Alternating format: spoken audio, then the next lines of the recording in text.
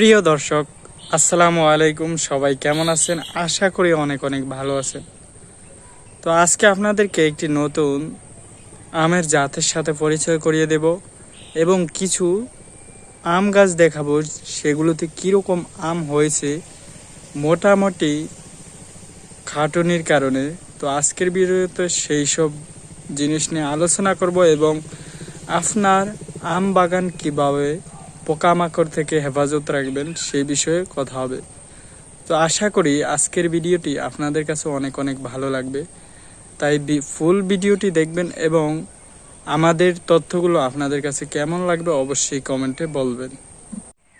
তো প্রিয় বন্ধুরা, এই হচ্ছে আমাদের সেই কাঙ্ক্ষিত হাইব্রিড আম। আপনারা দেখতেই পাচ্ছেন একটি আম গাছে কত সুন্দরভাবে আমগুলো জড়ে রয়েছে। তো আসলে এটা হচ্ছে একটা নতুন প্রজাতির হাইব্রিড আম, এটা চাষ করা হয়েছে। আর সবার প্রথমে দেখতেই পাচ্ছেন এটার মাটিগুলো কিভাবে করে রাখা হয়েছে চাষ দিয়ে, যাতে করে গাছ পর্যাপ্ত পরিমাণ অক্সিজেন পায় মাটি থেকে।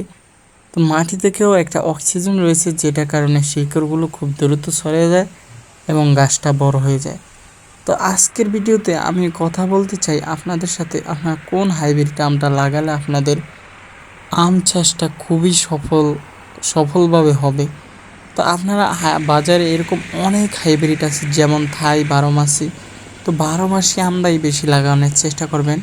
এটাও একটা বারোমাসি আম, যেটা আপনারা দেখতে পাচ্ছেন কত সুন্দরভাবে আম ধরেছে।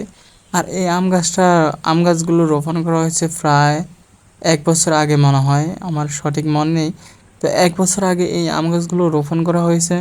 তো এখন দেখুন 1 বছর পর কত সুন্দরভাবে আমগুলো ধরেছে। মাঝখান দিয়ে কিন্তু আম ধরে না ধরার কারণ ছিল, তখন এই যে জমিটাতে আপনারা দেখতে পাচ্ছেন আম গাছগুলো, এই জমিটাতে আপনার প্রচুর পরিমাণে আগাছা ছিল এবং মাটিগুলো প্রচুর শক্ত ছিল।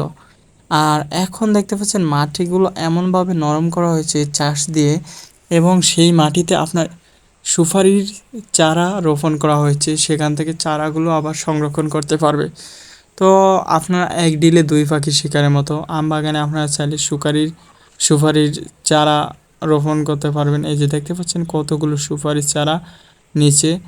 তো আর এটা হচ্ছে আরেকটি আম গাছ। প্রত্যেকটা আম গাছ মানে এখানে মনে হয় 3টা জাতের আম রোপণ করা হয়েছে। তো এটা হচ্ছে একটা জাত, এই জাতের আমটাই বেশি, এবং এটা আমাদের স্বাভাবিকভাবেই সব আম যেরকম একসাথে পাকে, এটা ওই রকমই। তো এই আমগুলো বাজারের দাম বেশি আমার যতদূর জানা, কারণ এগুলো হচ্ছে একজন গৃহস্থের আম প্রায় সবাই কিনতে চায়, মানে এগুলো অর্গানিক।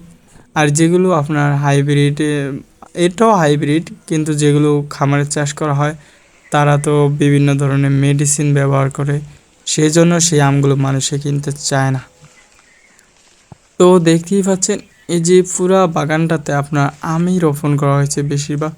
তো আম গাছগুলো বেশি বড় না, প্রায় 1.1 মিটার না, আরও ছোট হতে পারে, এতানি এই হবে, মোটামুটি 1.1 মিটার হতে পারে।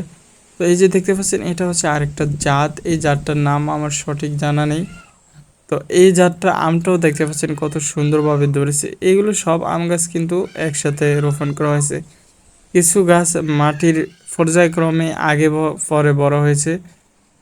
তো আমাদের এই আমের ভিডিও আজকের যে কাইন্ড ইনফরমেশনটা, সেটা হচ্ছে আপনার আম যখন রোবেন, মানে চারা রোপণ করবেন, তখন মাটিটাকে চাষ দিয়ে সুন্দরভাবে জৈব সার ছিটিয়ে তারপর এটাতে আম চাষ করতে পারেন। তো আমাদের এত সুন্দর আমের ভিডিওটা আপনাদের কাছে কেমন লেগেছে অবশ্যই কমেন্টে জানাবেন।